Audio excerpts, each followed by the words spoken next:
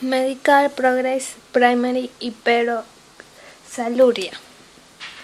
Definition: the primary hyperosolurias are a group of autosomal recessive disorders involving the overproduction of oxalates. Although the initial recognition of this disease is attributed to laboratory who reported in the elucidation of the underlying biochemical abnormalities occurring many years later. Primary hyperosmolaria's PHC are a group of rare genetic metabolic disorders that are characterized by the accumulation of a substance.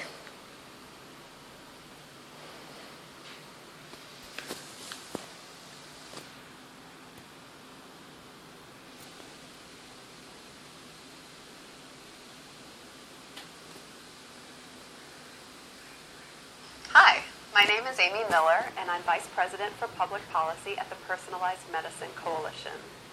My organization is hosting a Hill briefing on July 22nd to introduce the concept of personalized medicine.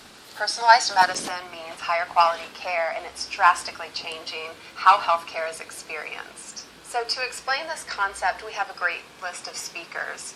First, we have a patient who had an unmet medical need. She had non-small cell lung cancer, and no lung cancer treatments were working for her. A new drug hit the market. She had the biomarker that meant that drug would work for her, and now she's got a new lease on life, and she's here to tell her story. We also have a practicing oncologist. She's going to talk about how these new tools in the clinic drastically change patient care, and how it's happening kind of in rapid time, and how she keeps up with it. We're also going to have a person representing the diagnostics community talk about the partnerships between drug and diagnostics companies. And we are going to have a diagnostics manufacturer talk about the partnerships that his company is forging with drug companies. I hope you'll join us on July 22nd at noon in the Senate Visitor Center, room 201, for a lunchtime briefing on personalized medicine, how progress happens. Thank you.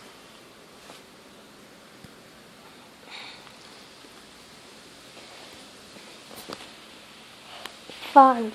There are three forms of primary hyperosmoluria in which the underlying defects have been identified. They are designated as primary hyperosmoluria types 1, 2, and 3. ACE is caused by an enzyme deficiency and it affects and different intracellular organelles. Common to all is the overproduction of oxalates.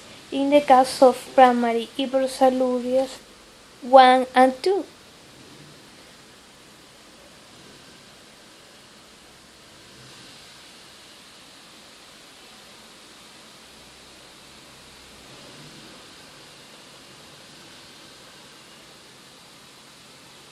This program is brought to you by Emory University.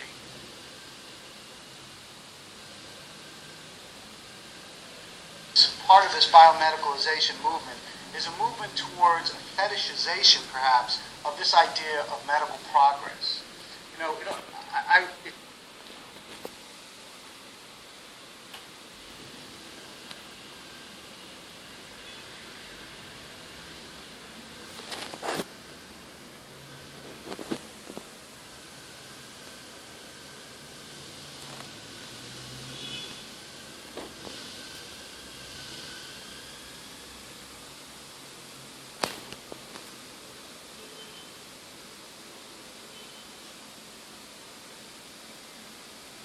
This program is brought to you by Emory University.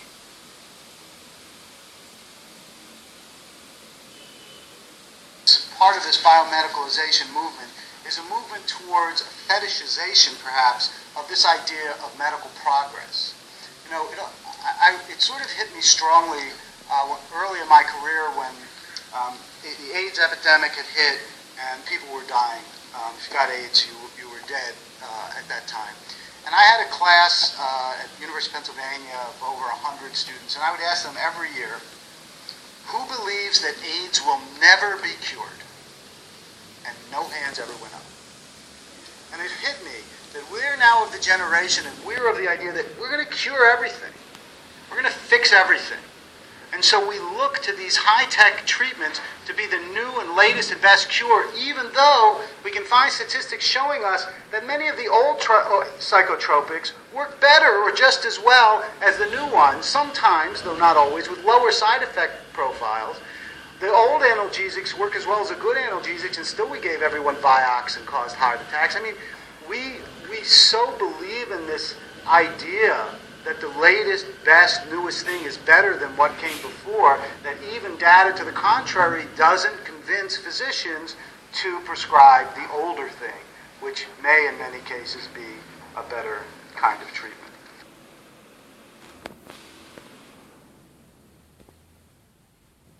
Affect population. PH affect males and females in equal numbers. The exact science and prevalence of these disorders is unknown because some cases go undiagnosed or misdiagnosed, determining these disorders through frequency. In the general population is difficult. PH type is the most common form.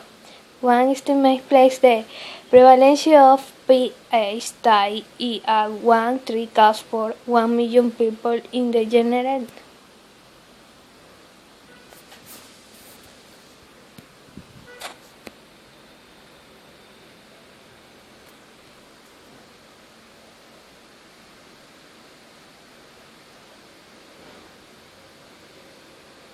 Patients need to feel you're accessible. It's part of building a relationship leading to the most important word, trust. I am an internist and pulmonologist in Concord, North Carolina. I came to Concord in July of 1976, so I've been here 36 and a half years. Our practice was always one designed to take care of the sicker, most needy patients, because we felt those ones that need us the most, even if they had no insurance or limited resources. It's very, very important that one never lose sight of the fundamentals that we're here to help people, but one has to undergo change to be able to meet that goal. It has been impressive, the changes that we've seen since we've been here in many, many different ways. What's affected us the most has been the number of patients who have lived to develop several different chronic illnesses. That has been the biggest challenge. And not only are we being asked to treat their medical condition, but we're much more involved with their social and economic condition. It is no longer possible for one physician, no matter what resources they have, to manage these patients. We have to have other people working with us, pharmacists, social workers, discharge planners. We are continuing to require an ever-increasing number of people in our team to meet the needs and expectations of these patients and their families.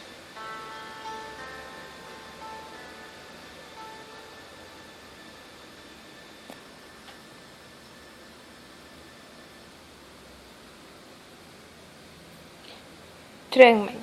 Treatment may require the coordinated effort of a team of specialists, pediatricians, surgeons, specialists who assess and treat problems of the kidneys, neurologists, specialists who assess and treat problems of the liver, hepatologists, specialists who assess and treat problems of the urinary tract, urologists, dietitians, and other healthcare professionals may need to systematically and comprehensively plan and effective treatment.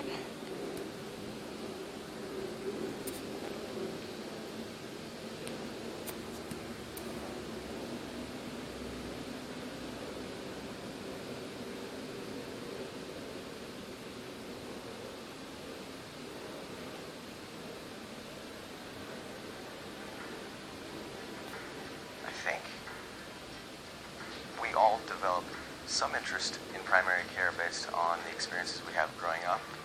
Now that I'm here and we talk about primary care in a more academic sense, in a more theoretical way, I get to see why Dr. McGowan, back in Arkansas where I'm from, was as amazing of a physician as he is. I can remember times thinking that Dr. McGowan is as much of a family member as he is a physician to us. And so if I could emulate his style and emulate how important he's been to us, then I'll be very satisfied with the career I have.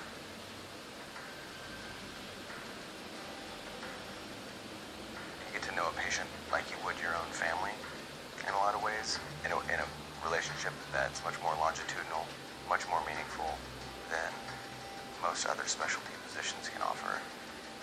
And I think with the innovations that are being brainstormed right now, are being tested right now, we will see that the physician is able to practice that kind of medicine more and more in the future, a more personal, intimate relationship with patients.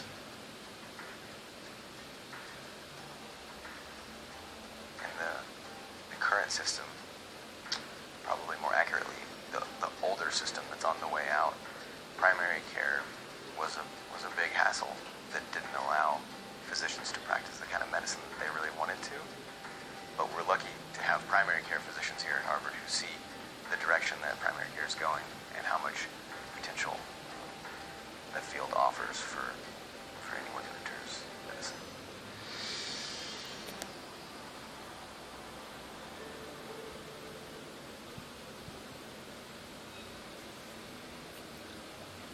Investigational therapies. Gene therapy is also being studied as another approach to therapy for individuals with PH. In gene therapy, the defective gene present in a pattern is replaced with a normal gene to enable the production of the active enzyme and prevent the development and progression of the disease in question, given the permanent transfer of the normal gene.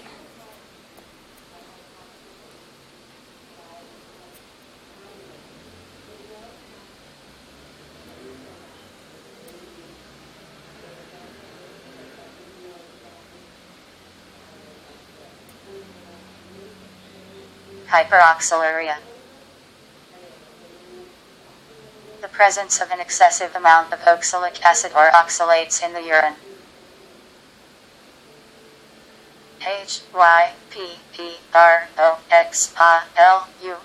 Hyperoxaluria.